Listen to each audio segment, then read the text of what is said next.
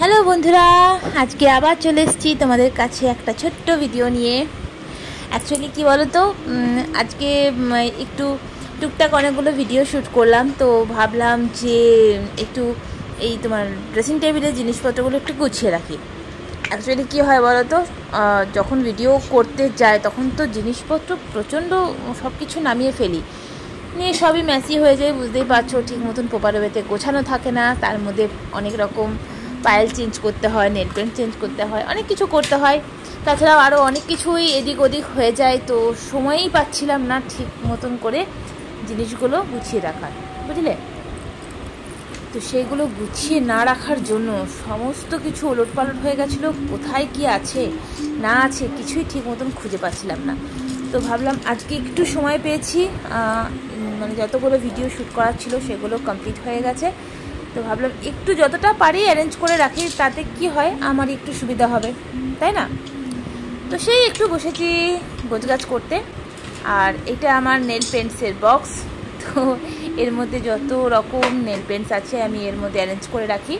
এটা অবশ্যই DIY making, মানে আমি এটা নিজের হাতে বানিয়েছি কার্ডবোর্ড দিয়ে।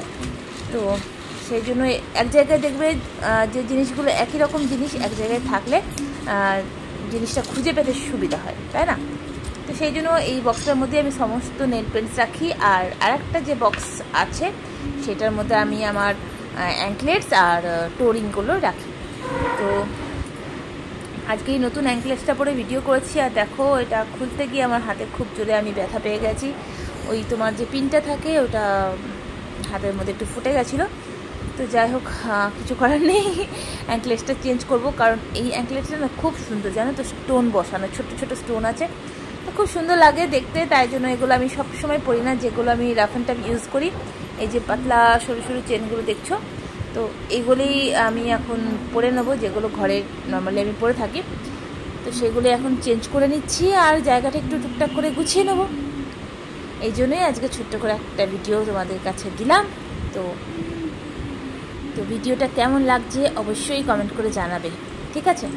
আর দেখো আজকে মোটা করে পায়ে আলতা পরেছি, মানে একটু ডিজাইনও করেছিলাম, শুধু আলতা যে পরেছি তা নয়, ডিজাইনও করেছিলাম। তো ডিজাইনটা কেমন লাগছে সেটাও জানাবে, অবশ্যই এটা আলাদা পার্ট আসবে, মানে আলতা ডিজাইনের একটা পার্ট আসবে, সেটা তোমরা দেখতে পাবে। তো চলো ভিডিওটা দেখতে থাকো, কেমন লাগছে বা কেমন লাগলো অবশ্যই কিন্তু কমেন্ট করে জানাবে, ওকে।